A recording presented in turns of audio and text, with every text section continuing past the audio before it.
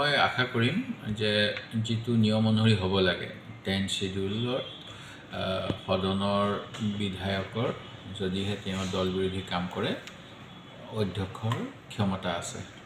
সেই গতিকে মইতো আশা কৰোঁ যে আমাৰ সপক্ষে ৰায় হ'ব লাগে, কাৰণ তেখেতে সদনৰ ভিতৰত বাহিৰত কংগ্ৰেছ দলৰ বিৰোধাচৰণ কৰিছে, যিটো দলে তেখেতক নিৰ্বাচিত কৰিছিল।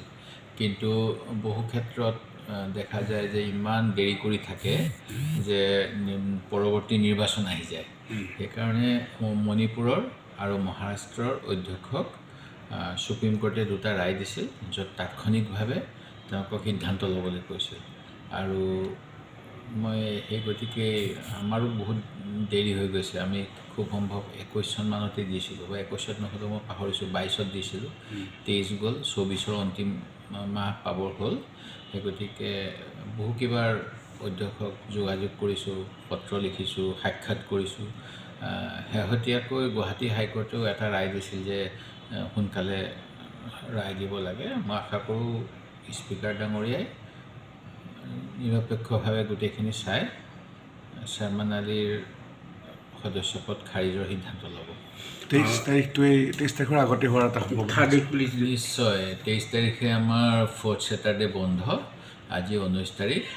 সেই গতিকে 20, 21, 22ৰ ভিতৰত স্পীকাৰ মহোদয়ে কমনৱেলথ পাৰ্লিয়ামেণ্টাৰী এছ'চিয়েশ্যনৰ সভালৈ গৈছিল 26 তাৰিখ, যোৱা মাহৰ 26 তাৰিখে। তেখেতে তাৰপিছত যেতিয়া 11 তাৰিখে আহি পোৱাৰ পিছতে ৰায় দিয়াৰ কথা আছিল, আৰু তৃতীয় সপ্তাহৰ ভিতৰত বুলি কৈছিল। সেই গতিকে তৃতীয় সপ্তাহতে বুলি কথা নাছিল, দ্বিতীয় সপ্তাহতো দিব পাৰিলে হয়, কিন্তু অন্তিম হ'ল যিটো হাইকোৰ্টৰ ৰায় অনুসৰি তৃতীয় সপ্তাহৰ ভিতৰত। সেই গতিকে আৰু 3 দিনৰ ভিতৰত ৰায় এটা আশা কৰিছোঁ।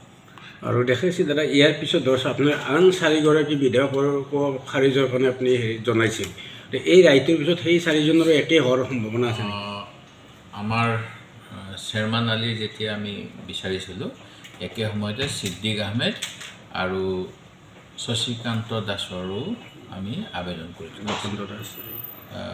শশীকান্ত দাসৰো শৰ্মা আলীৰ সময়তে একেলগে হৈছে, ছিদ্দিক আহমেদৰো তেতিয়াই হৈছে। ইয়াৰ পৰৱৰ্তী সময়ত যোৱা ফেব্ৰুৱাৰী মাৰ্চৰ অধিৱেশনৰ সময়ত আমাৰ কমলাক্ষদেৱ পুৰকায়স্থ আৰু বসন্ত দাসো আমাৰ দল ত্যাগ কৰিলে। তেখেতসকল দুইজনৰো বিষয়ে পত্ৰ দিয়া আছে, আৰু মুঠতে আৰু 4জনৰ সিদ্ধান্ত আশা কৰি আছোঁ। আপুনি বিচৰা বাতৰি পাব কেৱল নিউজ 18 এপত। নিউজ 18 এপ ডাউনলোড কৰিবলৈ স্কেন কৰক এই QR কোড। গুগল প্লে ষ্টৰতো পাব এই নিউজ 18 এপ।